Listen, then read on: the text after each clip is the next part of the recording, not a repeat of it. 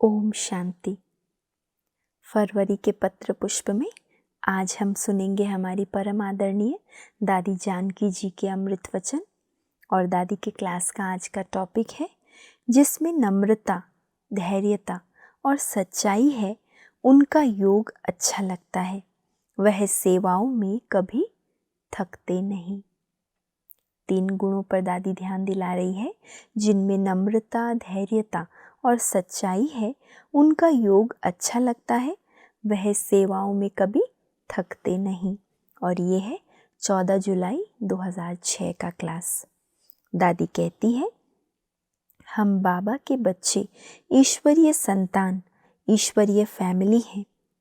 अपने को आत्मा समझना, देह के भान से परे रहना, यह है पढ़ाई। ये भी वंडरफुल बात है कि हम सब एक के बच्चे हैं, किसी का भी माँ बाप दूसरा नहीं है। हम सब एक बाप के बच्चे हैं। वैसे लौकिक में कहते हैं एक ब्लड है, फिर भाई बहन का आपस में प्यार ना हो तो क्या कहा जाएगा? रूहानी बच्चे हो, रूहों को कहा है तुम मेरे बच्चे हो। आत्मा फिर कहती है बाबा मैं आपका बच्चा हूँ। बच्चे बच्चे कह के बाबा ने ब्राह्मण बना दिया, एडॉप्ट करके कहा तुम ब्राह्मण कुल के हो। यह अंदर से संस्कारों में नशा हो, स्मृति हो।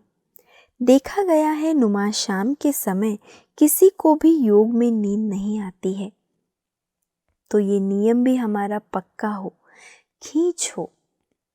जैसे अमृत वेले के लिए हमें लगन रहती है, खींच होती है बाबा को याद करने की, ऐसे दादी कहती है नुमा शाम को भी ऐसे ही खींच हो, पक्का नियम हो। इधर उधर घूमने के बजाय संगठन में आकर याद में बैठ जाएं।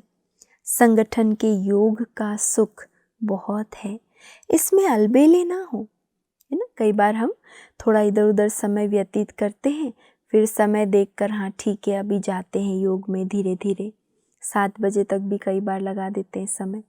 दादी कहती है अपने नियम को पक्का करो, जितना जल्दी हो सके अपना कार्य विस्तार सब समेटो और योग में जाओ। इस नियम में जो फायदा है वो बहुत मदद करता है। अमृत वेले भी घड़ी सोने नहीं देगी। दिन में कार्य करते भी डिटैच रहकर काम करेंगे तो थकावट नहीं होगी। थकते वह है जिनमें नम्रता, धैर्यता की कमी है। जो नम्र चित्त हैं उनके अनेक सहयोगी बन जाते हैं। जो धैर्यता और प्रेम से काम करते हैं उन्हें कोई भी काम बड़ा नहीं लगता है, उनका योग भी अच्छा होता है। जिसमें नम्रता की कमी है वो जहाँ भी काम करते हैं, जिनके साथ भी काम करते हैं, वो जल्दी थक जाते हैं। तो दोष किसका दोष है? दादी कहती है अगर मेरे में नम्रता है, धैर्यता है, सच्चाई है तो अच्छा वातावरण बन जाता है। जो थकावट में काम करते हैं उन्हें योग में भी थकावट लगती है। सच्चाई, स्नेह और सहयोग से काम सहज हो जाता है।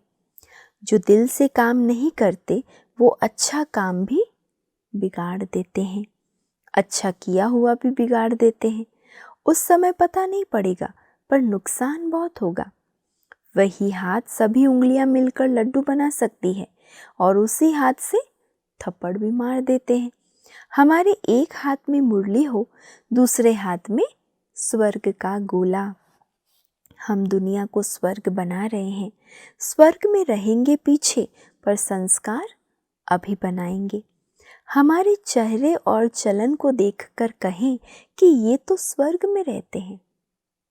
हमारा चेहरा और चलन ऐसा हो जो सब देखकर कहें कि ये तो स्वर्ग में रहते हैं। हमारी रॉयल पर्सनैलिटी को देख दूसरे भी पीछे पीछे आने लगेंगे। हम अपना बैगेज पहले से रवाना कर देते हैं, वहाँ पहुँचेंगे तो मिल जाएगा, साथ में क्यों ले जाऊँ। जैसे प्लेन में जाते हैं तो बैगेज सब दे देते हैं अंदर, जब अपने डेस्टिनेशन पे पहुँचते हैं तो सामान मिल जाता है। तो दादी भी इतनी अच्छी बात बता रही है, हमने सत्युग के लिए पहले से ही सब कुछ ट्रांसफ़र कर लिया। जो संगम पर करा रहे हैं वो भविष्य के लिए कर रहे हैं, उसका उजूरा है सदा संतुष्ट। ऐसे नहीं कोई सीट मिले, कोई पोजीशन मिले, वो देवता कैसे बनेंगे? जिनको सीट चाहिए, जिनको कोई पोजीशन चाहिए या कोई नाम मान शान चाहिए, किसी की महिमा के बोल चाहिए, दादी कहती वो देवता कैसे बनेंगे? कोई कोई को बहाना बनाने की बड़ी आदत होती है। याद और सेवा में बहाना देने वालों को अधीनता जरूर होगी। उन्हें प्रकृति भी साथ नहीं देगी। कोई न कोई कर्म बंधन निकल आएगा जो ऊंचा पुरुषार्थ करने नहीं देगा, क्योंकि बहाना बनाने की आदत ने भाग्य बनाने से वंचित कर दिया। उसमें भी सूक्ष्म है ईर्ष्या। भले कोई भाषण करे, लेकिन परिवार में मीठी जुबान ना हो तो स्टेज पर बहुत अच्छा भाषण कर रहा है, बहुतों को प्रभावित कर रहे हैं, लेकिन इस ईश्वरीय परिवार में अगर किसी से मीठी जुबान से बात नहीं करते, मीठे बोल नहीं बोलते, किसी को सुख नहीं देते, तो कौन उन्हें पसंद करेगा? कई है जो बर्तन मांजते भी सबसे बहुत स्नेह भरा संबंध रखते हैं, तो प्रारब्ध ज्यादा किसकी बनेगी? दादी पूछ रही है, सोच लो, भाषण करके और मधुर संबंध ना बनाने वाले की या बर्तन मांजकर सबसे मधुर रहने वाले की, किसकी बनेगी? जो कंप्लेन करता है उसका भाग्य क्या होगा? अति सूक्ष्म है।